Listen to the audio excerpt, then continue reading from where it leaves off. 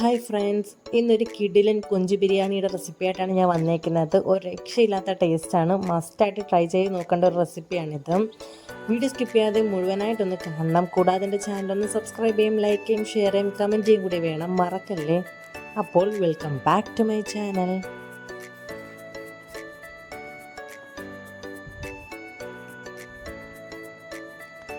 ഇതിനായി ഞാൻ എടുത്തേക്കുന്നത് 20ഓളം കൊഞ്ചാണ്. അത്യാവശ്യം നല്ല വലിപ്പമുള്ള കൊഞ്ചാണിത്.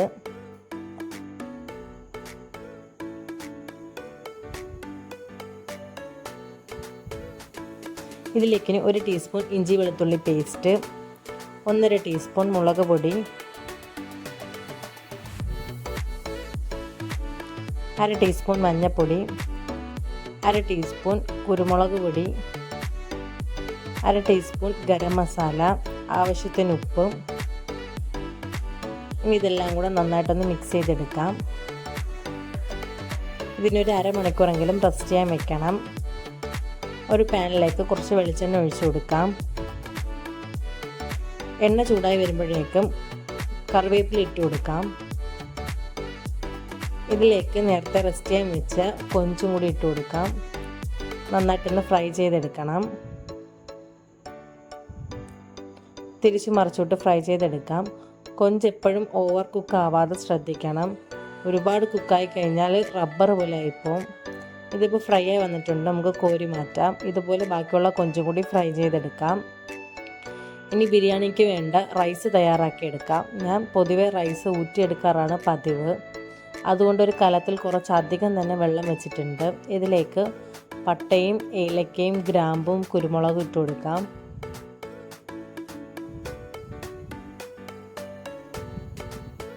ഇനി ഇതിലേക്ക് ആവശ്യത്തിന് ഉപ്പും കൂടി ചേർക്കാം. നന്നായിട്ടൊന്ന് തിളപ്പിച്ചെടുക്കാം. വെള്ളം നന്നായി തിളച്ച് വരുമ്പോൾ 1 ടീസ്പൂൺ നെയ്യും കൂടി ചേർക്കാം.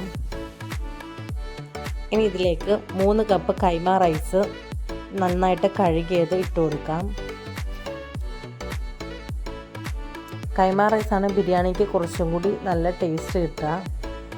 നിങ്ങൾക്ക് ഇഷ്ടമുള്ള ഏത് റൈസ് വേണമെങ്കിലും എടുക്കാം. ഇനി അരി നന്നായിട്ടൊന്ന് വേവട്ടെ. ആ ടൈമിൽ കൊഞ്ച് പൊരിച്ച് അതേ എണ്ണയിലേക്ക് തന്നെ കുറച്ചും കൂടി വെളിച്ചെണ്ണ ഒഴിച്ചു കൊടുക്കാം.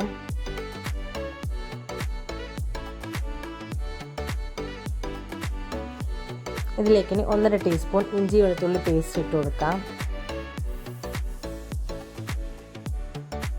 ഇതിൻ്റെ പച്ചമണം മാറുന്ന വരെ ഒന്ന് റോസ്റ്റ് ചെയ്ത് കൊടുക്കാം.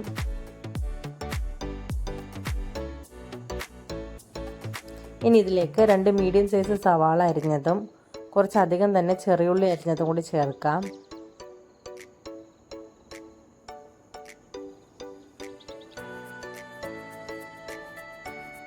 ഇതിനെ നന്നായിട്ടൊന്ന് മിക്സ് ചെയ്തെടുക്കാം.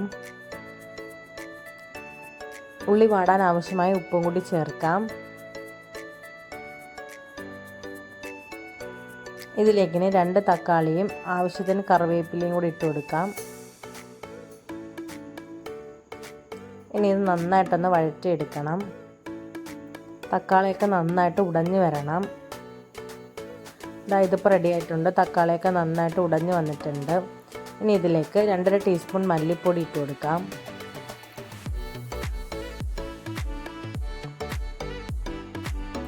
രണ്ട് ടീസ്പൂൺ മുളക് പൊടി ഇട്ട് കൊടുക്കാം.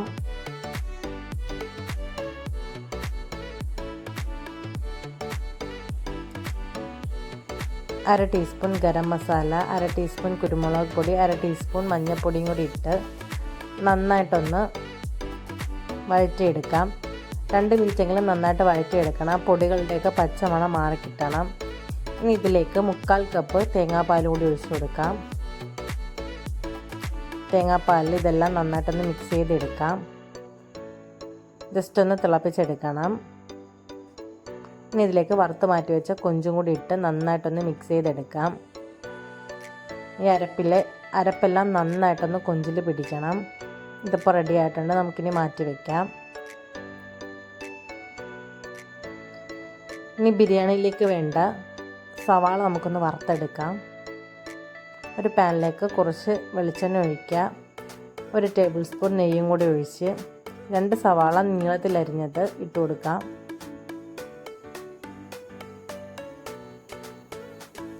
ഇനി ഇത് നന്നായിട്ടൊന്ന് മുരിച്ചെടുക്കാം. ഇതിപ്പോൾ മുരിഞ്ഞ് വരുന്നുണ്ട്. ഇതിപ്പോൾ നന്നായിട്ട് മുരിച്ചെടുത്തിട്ടുണ്ട്. ഇതൊരു സൈഡിലേക്ക് മാറ്റി വയ്ക്കാം. ഇനി ഇതിലേക്ക് അണ്ടിപ്പരിപ്പ് മുന്തിരിയും കൂടി ഇട്ട് കൊടുക്കാം. ഇത് നന്നായിട്ടൊന്ന് റോസ്റ്റ് എടുക്കാം. ഇതിപ്പോൾ റെഡി ആയിട്ടുണ്ട്.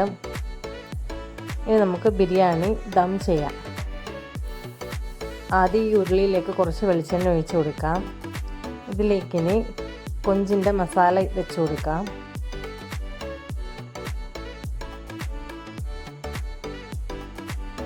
കാണാൻ തന്നെ നല്ല ഭംഗിയാട്ടോ, നല്ല മണവുമാണ്.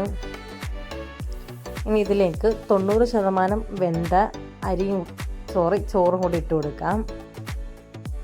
ഒരുപാട് അങ്ങ് വേവണ്ട, ഒരു 90% മാത്രം വെന്താൽ മതിയാകും. കുറച്ച് ചോറിട്ട് കൊടുത്ത് ഒന്ന് നിരത്തി എടുക്കാം.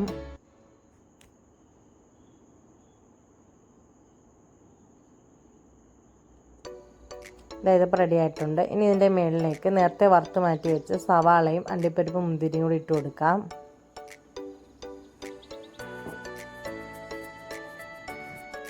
ഇനി ഇതിലേക്ക് മഞ്ഞൾപ്പൊടിയും ഒരു തുള്ളി വാനില എസൻസും കൂടെ കലക്കിയ വെള്ളം ഒഴിച്ചു കൊടുക്കാം. 2 ടേബിൾ സ്പൂൺ നെയ്യ് ഒഴിച്ചു കൊടുക്കാം. 2 ടേബിൾ സ്പൂൺ വെളിച്ചെണ്ണ കൂടി ഒഴിച്ചു കൊടുക്കാം. ഇനി നമുക്ക് ദം ചെയ്യാം. ഉരുളി അടച്ച് വയ്ക്കാം. ഇതിൻ്റെ മുകളിൽ ഒരു വെയിറ്റ് വെച്ച് കൊടുക്കണം. എന്തെങ്കിലും വെയിറ്റുള്ള എന്തെങ്കിലും സാധനം വെച്ച് കൊടുക്കണം. ഇനി ഇതിൻ്റെ മണ്ടയിലേക്ക് കുറച്ച് കനലും കൂടെ വാരിയിട്ട് കൊടുക്കാം. അടച്ച് വയ്ക്കാം. ഒരു അരമണിക്കൂർ ലോ ഫ്ലെയിമിൽ ഇട്ട് കഴിയുമ്പോഴത്തേക്കും നല്ല അടിപൊളി കൊഞ്ച് ബിരിയാണി തയ്യാറായിട്ടുണ്ടാവും. അപ്പോൾ റെസിപ്പി ഇഷ്ടപ്പെട്ടാൽ തീർച്ചയായും ഒന്ന് ട്രൈ ചെയ്ത് നോക്കി നിങ്ങളുടെ ഫീഡ്ബാക്ക് എനിക്ക് കമൻറ്റിലൂടെ അയക്കണം. മറക്കാതെ എൻ്റെ ചാനലൊന്ന് സബ്സ്ക്രൈബ് ചെയ്യും, ലൈക്ക് ചെയ്യും, ഷെയർ ചെയ്യും, കമൻറ്റ് ചെയ്യും കൂടി വേണം. അപ്പോൾ അടുത്തൊരു വീഡിയോ ആയിട്ട് വരുന്നത് വരെ ടാറ്റാ ബൈ.